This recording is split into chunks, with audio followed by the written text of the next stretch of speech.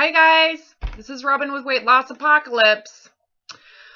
Okay, so how many of you have been suffering with this emotional eating, binge eating, eating disorders, obsession with your weight, obsession with thinness, being thinner, exercise, fitness, health, trying to chase this idea that life will be better when you reach the destination? Well, this session clip is for you. All of the clients I work with, I think in order to reach out and work with me, they feel like total and complete shit. Otherwise they wouldn't be forking out the money or have the willingness to face the cognitive dissonance and the agitation, irritability, and sting of hearing the truth when I speak about it. They're suffering to such a degree that they are willing to hear what hurts. So in this session, this client and I have been working together for about a month and actually over a month, and she is now getting to the place where she's recognizing, in order for her to make the leap into recovery, which when you're in that pain, it just feels like relief from pain. To get that relief from the suffering, you have to face your pain. You have to invite it in. You have to look at it. You have to accept and be in a feeling of pain that you've spent your life trying to remove. So you're going the direction you don't want to go. And so to do that requires so much humility, so much willfulness to admit that what you're doing in the suffering of trying to remove that pain isn't working anymore. And the only thing you have left to do is to allow that pain to take over. And it feels like failure. It feels like complete loss. And in this clip, we're talking about the source of that loss, which isn't the failure, but it's the expectations that are so perfectionistic and overreaching and so high that they're almost inhumane to even to hold someone to. This is the essence of when people describe themselves as perfectionistic. This is what we're talking about, especially when that perfectionism is stemming from a moral high ground. So, which to many of you, when you think about what you believe is morally better than, higher than, superior, that morality ultimately is where everybody suffers.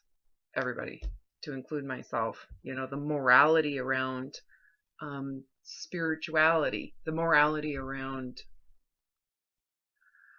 the body, purity of the body, morality around health, as if being healthier makes you a superior person. Go into those beliefs and recognize the narcissism in it, the survival in it, and the integrity that is very much lacking when you look in those sacred moral belief systems. So you will hear in this clip her suffering, the pain and suffering that she's living in, holding on, clutching onto that morality as if her life is surviving off of it, even though her reality is suffering and collapse. So, okay, enjoy. If you want to watch the whole session, you're going to need to join Patreon and become a Weight Loss Apocalypse supporter. If you would like to get help, I am available to work with you.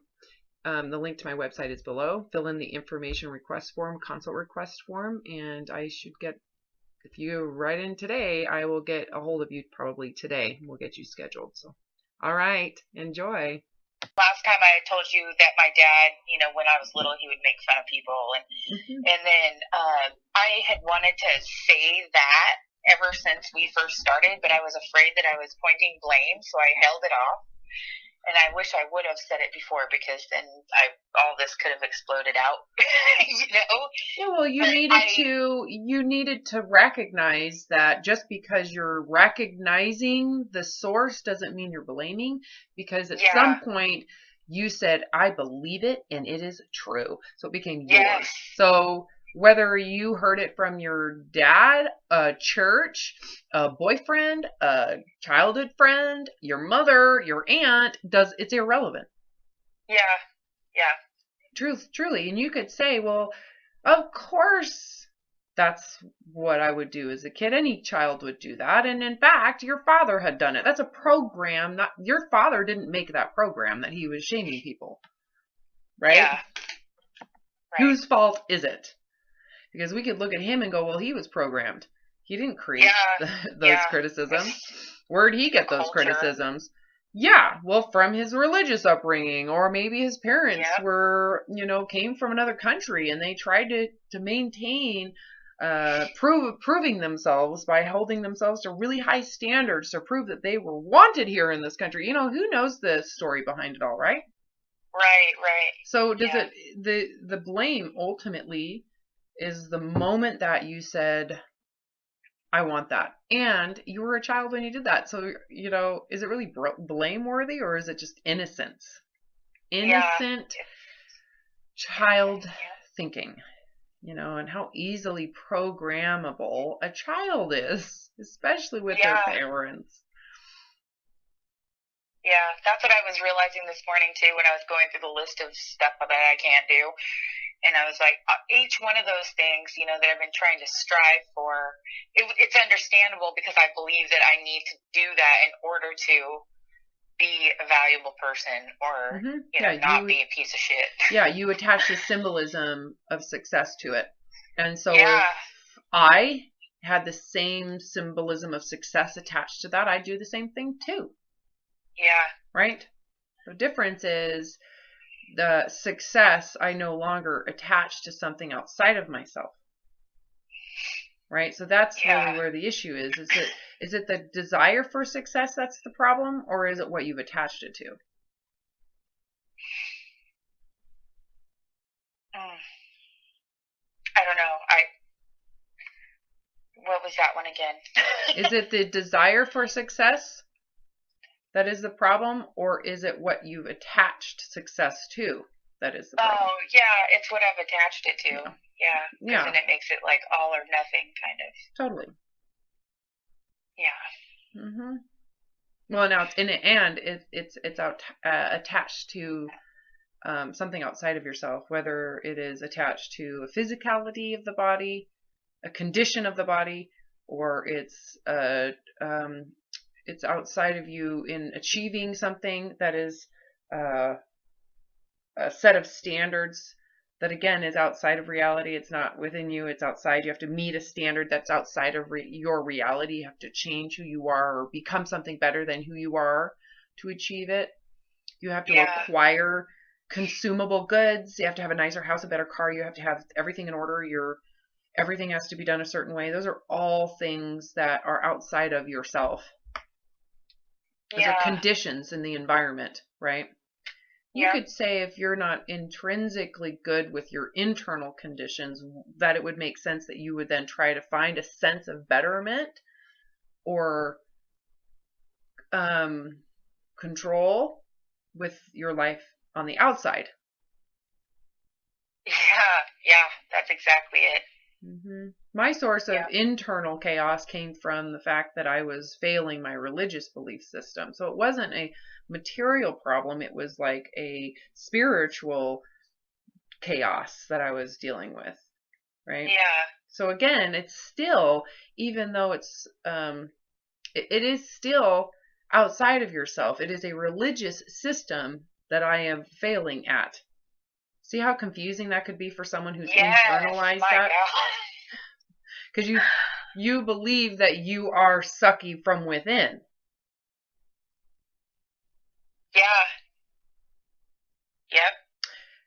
But it's not from within. It's actually from the dogma on the outside that I just believed in. Yeah.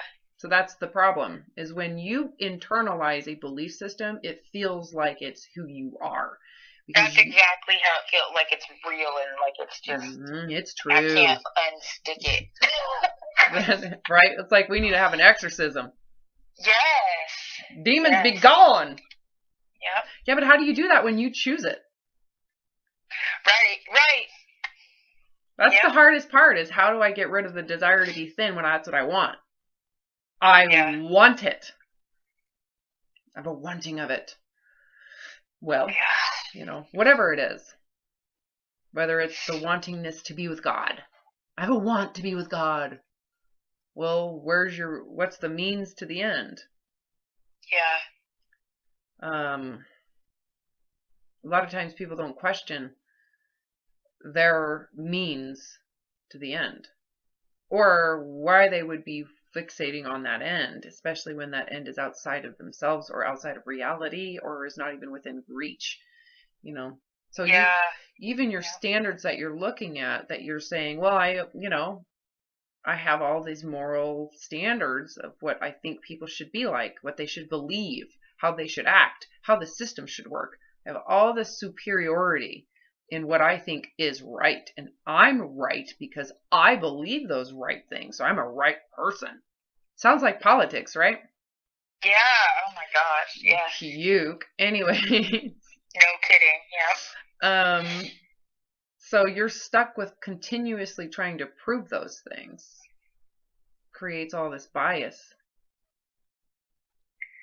And a lot, right? And when things don't work so well, what happens to how you feel about yourself?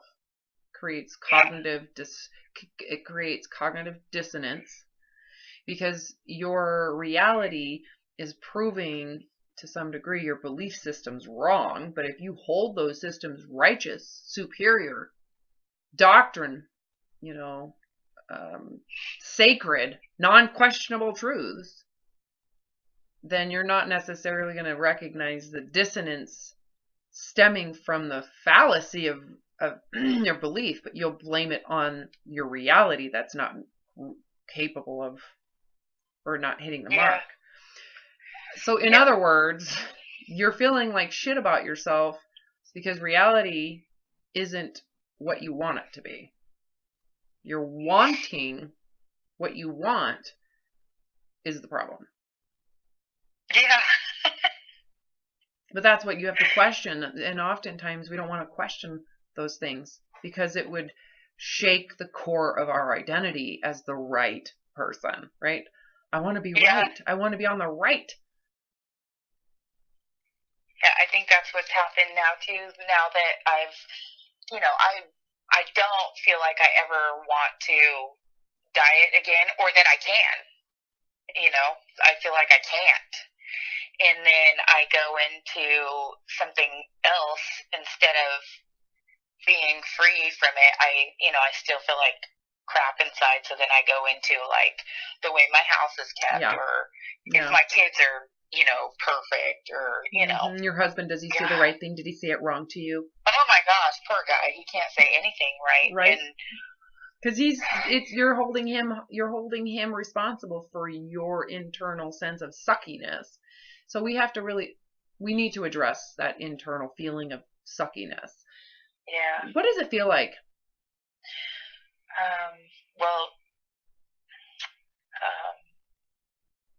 I can't even explain it. Just like physical pain in my heart. Does that make sense? Sure. Just describe it. It feels like hopeless. Okay. And feels hopeless. Can you describe that? Like I can't. I don't know how to explain it. I just can't be right or okay, or. Does it feel like you're being shunned? Yes. Oh my God. Yes, like if I make any mistake, then I'm just gonna be excluded. Yeah, and I've actually, excluded myself by, just totally isolating, and I really don't have. That's understandable though, because in the isolation, you think that that's going to give you an environment to better yourself, so that you can prove that you're not that I can do it. I can be a part of this popular group. Yeah. Yeah. The hopelessness feels like imagine that you are being shut out of a group of people you want to be in with. Yeah. Being shut out. Is that the feeling? Yes. And it might feel physically, that might be where that pain in the heart comes from, is because it feels like you can't breathe, or that you're going to be in outer darkness, an abyss. Yeah, that's exactly it. That feeling, on a scale of 1 to 10, 10 being, it's amazing. It's like taking cocaine, to 1, which is negative. Can you see it's probably negative 10? Yeah. Why you would do what you do to get to a 0 point, like on a 10 plus 10 minus scale, that is a negative 10. Can you see why you isolate yourself in hopes? In hopes, because the only reason why you do that is in hopes to get to a 0, just plus 10 from negative 10. Yep. Because then you're just acceptable. You're just acceptable. I'm acceptable. It's not even beneficial. It's just acceptability. Yep. So what? So I can survive. Right, just a 0 point. That's what I remember too. It's like, I'm doing all of this work just for neutrality. I don't even win the gold medal. It's Olympic level effort for 0. Yep. To not be negative. It's chasing out of negativity. That's all you're doing, is running from negativity. You don't even get anything positive out of all that goddamn effort, which is super enslaved. It's like horrible slavery. Can you see then why you would be so picky?